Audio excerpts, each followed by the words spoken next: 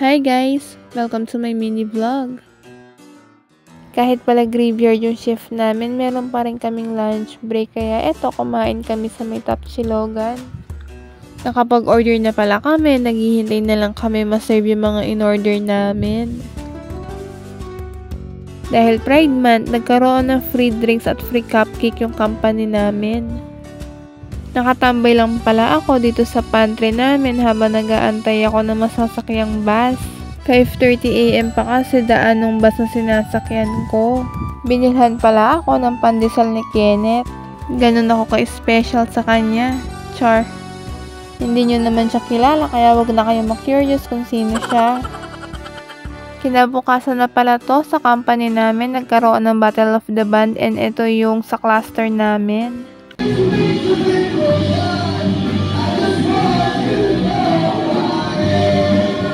Sa pantry lang pala ng company namin ginanap yung Battle of the Band and nanood lang kami sandali bago kami umuwi. Ito nga pala, pauwi na ako, nag-aabang na lang ako ng bus. Pagka-uwi ko pala, naabutan ko si mama gumagawa ng bakwan.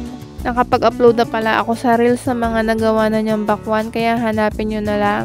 Habang gumagawa pala si mama ko ng bakwan, nakikinig kami kay Papa Dudut. Tinatapos ko lang yung story ni Papa Dudut tapos matutulog na rin ako. Ito nga pala, nasa Dakasi ako kasi bibili ako ng milk tea bago ako pumasok sa trabaho. Paglabas mo pala dyan sa may glass door, liliko ka lang sa kaliwa tapos yun na yung work namin. Friday na pala to kaya last shift na, mag-day off na kami.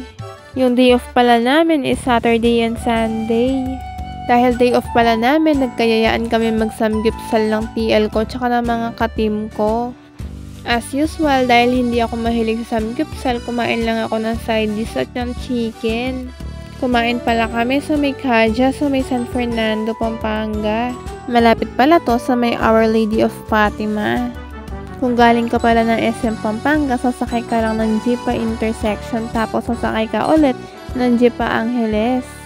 Yung mga side dishes pala is japchae, kamote, tsaka fish cake. Pwede rin kayo mag-order ng steam egg. Kinabukasan naman, binilan pala ako ni mama ko ng taho. Nakababad pala siya sa tubig para hindi siya langgamin. Kapag pala bumibili ako ng taho, pinapadagdagan ko ng sago tsaka ng arnibal. Hanggang dito na lang. See you on my next vlog. Bye!